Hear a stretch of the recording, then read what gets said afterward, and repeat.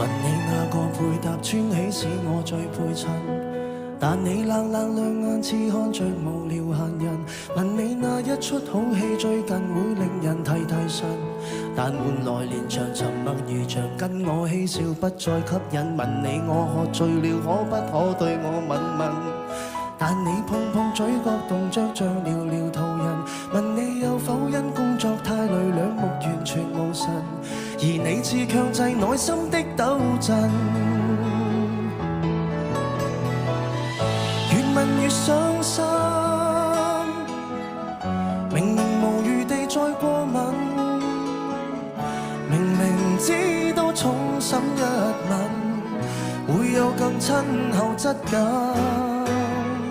越問越傷心，仍然糊塗是我過分，